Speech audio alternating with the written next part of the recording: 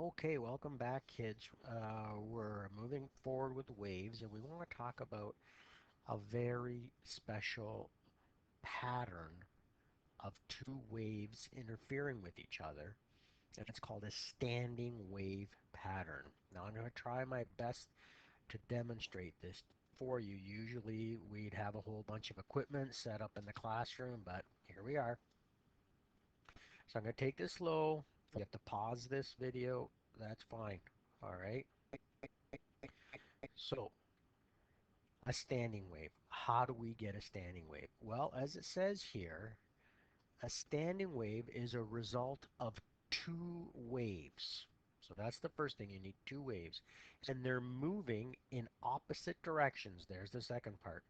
Moving in opposite directions. In the same material. Third part.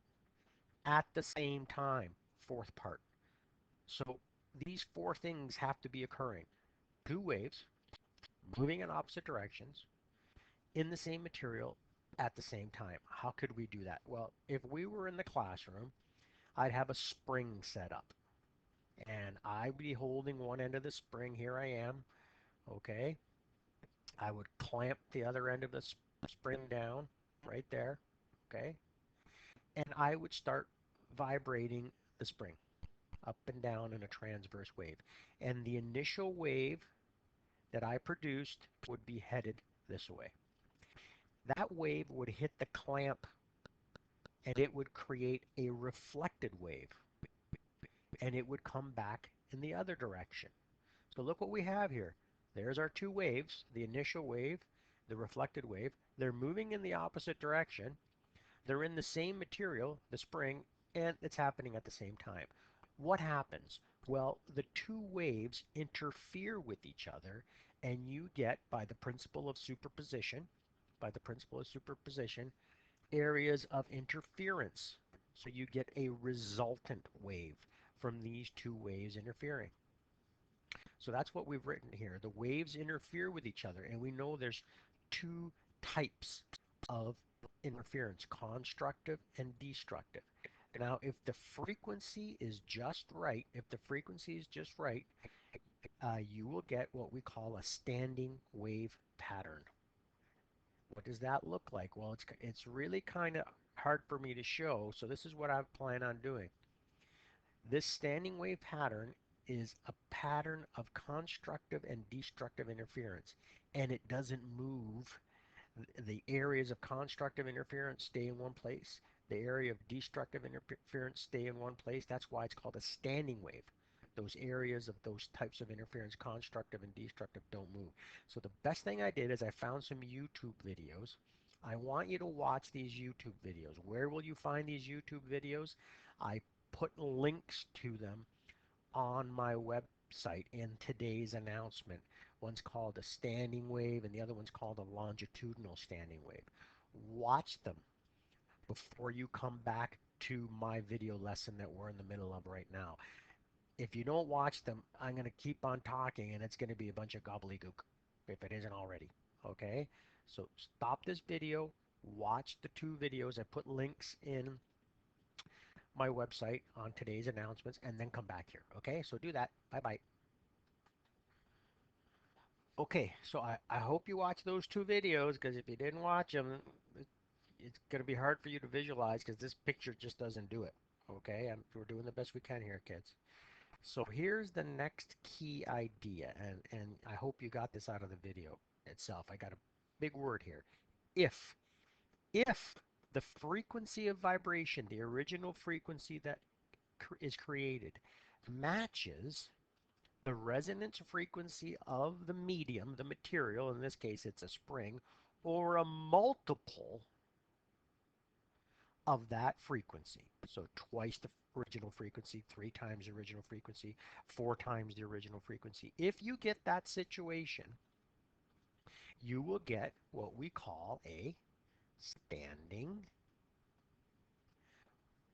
wave pattern, where it looks as if the spring has constructive interference always in the same place, not moving, Destructive interference, a node, no amplitude, always at the same place, not moving. I hopefully you noticed the professor was kind of struggling there for a while because he wasn't matching the right frequency. It's got to be that original frequency or a multiple of that, or you won't get a pattern. It'll just be a bunch of gobbledygook. All right? So, what happens? Well, this is what happens.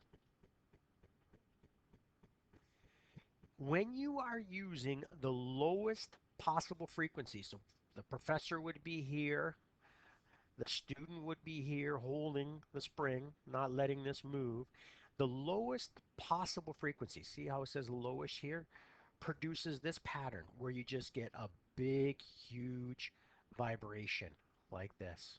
Okay? So this is a continual constructive interference going on here. A continual constructive interference going on right there. And the distance from here to here, from the beginning of the spring to the end of the spring, is half of the wavelength of the spring that's being created by the professor. Now, this large constructive interference where you get supercrest, supercrest, continually, and it's not moving, it's staying there. This is called a loop or an antinode. And this occurs with the fundamental frequency, the lowest possible frequency. All right? So now I've got this little simulation I found, and I will post this simulation so you can play around with it. So it's got a tuning fork set up here, and instead of having a person holding the other end, they got a wheel with some mass to try to dampen what's going on here. Now at 45 hertz, you get a standing wave, super crest, super trough, super crest, super trough. So the 45 hertz matches the lowest frequency or the resonance frequency associated with this 4 meter long spring. This only works at 45. If I change this, it won't work. As you saw the professor struggling to find the appropriate frequency. So this is still an example of resonance. It's an example of resonance, but it's also an example of waves interfering. Remember, there's a wave being created here, and the reflected wave is coming off it here, and the two of them are moving towards each other. So this is what we call the fundamental node and the first harmonic, the lowest frequency that'll work. Here's another simulation I found for standing waves. So picture the professor here, okay, creating the vibration, okay, and here's the professor's waves moving towards where the person was. The person standing there, just standing there is here. The professor would be here. And here's the wave that the professor was making. It's in blue, okay?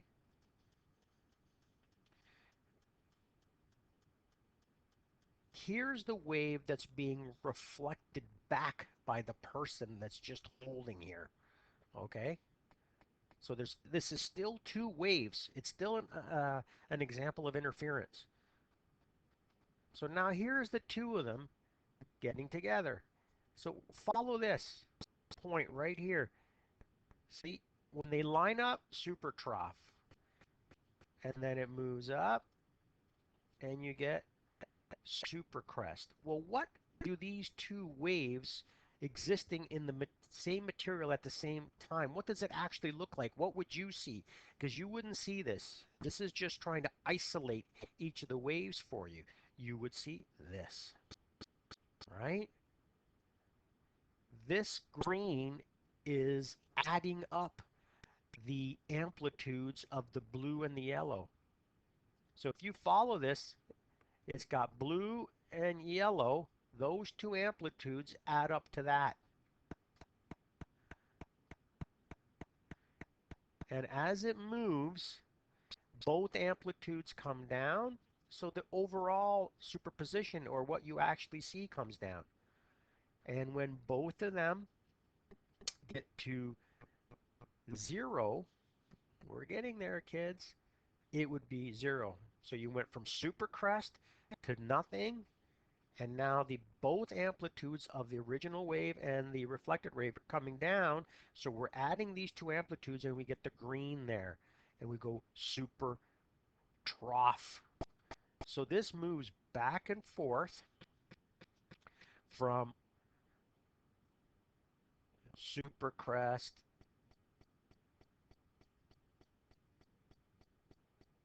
supertrough.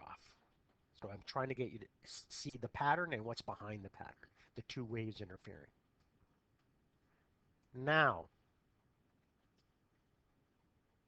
as you double the frequency, so the frequency that's used here is twice the frequency that we had up here. So this is 2 times the frequency. We double it up. You get a different pattern. Instead of getting one antinode or one loop, right? Here's the one big loop. You get two of them. Here's an antinode, here's a loop, here's an antinode, here's a loop. So it's supercrest to supertrough, supercrest to supertrough. Same thing happening here. Supercrest to supertrough, supercrest to supertrough. But right in the middle, you get an area that has continual destructive interference. This is the node or the null. Always destructive interference here. And it doesn't move forward or backwards. It stays there. It's a standing wave. The destructive interference node is not moving. It's stationary. It's standing. Just like the continual constructive interference here is not moving. It's standing. And the continual constructive interference here is standing. It's not moving. All right. And the professor showed us that in the video. So now what I'm going to try to do is double this frequency. And if I double this frequency and the physics is correct, we should get that next pattern. You notice when it's not at the right frequency, you don't get a pattern. There's only where, that's pretty darn close right there. It's the best I can do, kids. There you have it. Okay, so let's pause this for a second. All right, so right in this area here, you'll have continual constructive interference. You go supercrest, supertrough, supercrest, supertrough. And then this area here, you'll have continual constructive interference. Supercrest, supertrough, supercrest, supertrough. And this area is not moving forward or backwards. It's standing. It's stationary. This area of constructive interference, not moving forward or backwards. It's stationary. And right in here, you get an area of continual destructive interference, a node, and it's not moving forward or backwards. That's why it's called a standing wave. Let's watch it. There you have it. There's the node. It's not moving. All right? Not moving.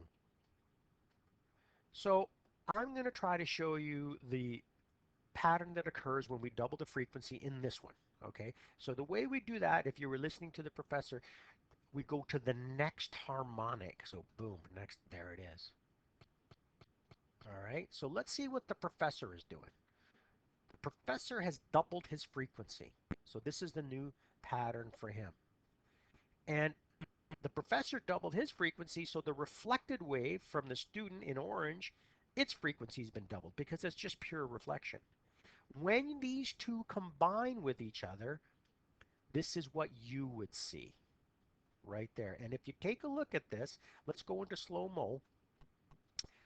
Look at this. These two amplitudes are always adding together. These two amplitudes are always adding together, the blue and the yellow, and creating a super crest right here when it gets to the maximum. Then they start to fall. They start to fall, so the amplitude falls. Both of these waves' amplitudes are falling, so that overall or resultant amplitude falls. They both get to zero. 0 plus 0 is 0. Then they both become negative, so they're about to create a super trough right there. Okay? And this is an area of continual constructive interference. It's called an antinode or a loop. But now we've got two of them. Here's the other one right over here. There's two of them now. All right? Next, right in the middle, this is what you would see. Look, the amplitude here is always zero. Look at the green. No matter what happens, the amplitude there is always zero. This is an antinode. Excuse me, I beg your pardon. This is a node or a null, right? So how do we get that? Well, look at the blue amplitude from the original wave and the orange amplitude from the reflected wave. If you take a look at them, they're always opposites to each other. See? I've got so much positive, I got the corresponding so much negative. always. Here they're both 0. Then the orange becomes so much positive and it's matched by so much negative exactly in the blue continually. And since this destructive interference, this node, this null, isn't moving forward or backwards, it's stationary. It's standing. The whole pattern is standing. All right? It's a standing wave. Areas of constructive interference, supercrest, supertrough here and here are at the same place all the time. Similarly, here, the node, same place all the time. But what's really important, and it's fundamental to all of this, is the distance from here to here is always half of a wavelength. Similarly, the distance from here to here is always half of a wavelength. Node to node, half a wavelength. Node to node, half a wavelength. Always. That's the key to understanding standing waves. That the width of a supercrest, supertrough area, an area of constructive interference is always half a wavelength. All right, let's get back to the note. So now let's picture the professor, and the professor tried to do this, tripling the original frequency 3 times. So the professor triples the original frequency, and the student here holding it, their reflected wave would be tripled. And you would get this pattern right here with 1 antinode, 2 antinodes, 3 antinodes, 3 antinodes, 3 loops, and then you would have 2 nodes here in red in the middle here, in addition to the ends. So this is when it's been tripled. And we could continue. We could quadruple it 5 times, 6 times, but you get the idea here. All right. The key to this is that the nodes are always half a wavelength apart. This is the key to solving these problems. This right here, always, because I'm going to give you some homework to do. The other thing you need to understand is the professor is changing the frequency, doubling it, tripling it. As the frequency changes, the wavelength changes. But one thing that doesn't change is the speed of the wave. How quickly does the professor's wave get from one end and then to the other end where the student is? And how quickly does the reflected wave leave the student, as in our example from the video, and get back to the professor? That doesn't change. It's constant. The speed is constant. So if this is constant, and the professor is increasing the frequency, well, to keep this constant, the wavelength has to decrease. So mathematically speaking, what are the keys here? Nodes are always half a wavelength apart. Here to here, half a wavelength. Here to here, half a wavelength. Here to here, half a wavelength. That's key to solving some of the problems I'm going to give you. The other thing is this equation right here, the universal wave equation, and understanding that the velocity is constant, and as the frequency is increased, the wavelength is decreased. So we're back to this one here just to show you. We're going to change the frequency in the tuning fork. The length of the spring has not changed. So we went from 45, doubling it to 90, tripling 45 would be what, about 135, I think. Let's see if I'm right. Yeah, it's close enough. All right, it's best I can do, kids. There it is, standing wave pattern. Okay. Constructive interference, loop. Destructive interference, node. Constructive interference, loop. Destructive interference, node. Constructive interference, loop. All right, here we go. Let's let it run through. Supercrest, supertrough, supercrest, supertrough. Here, here, and here, 3 of them. Here, always node. Always node. Always. And on this one here, let's move to the next harmonic. So boom, next, there it is. Okay. And I'm only going to do the 3 of these. I hope you get the pattern here. I mean, I could go higher and higher and higher. You can play around with this. You can play around. I'm going to put the links to all of these. Okay. All right. But I hope you get the idea here. Tough one, kids. I got to tell you, I usually do this with physical equipment. And but what am I going to do? I did the best I could. I hope you um, get it. If you find a video on the web that you think would help your students, send it to me. I'll add it to the web page. Okay, I don't have a problem with that. You kids are a lot better at finding stuff on the internet than I am. You guys were born with it. I'm an old guy. So go through the note, go through these simulations, play around with them. You can rewatch the YouTube videos, read the textbook, and then I'll give you some questions. Have a great day. Bye bye.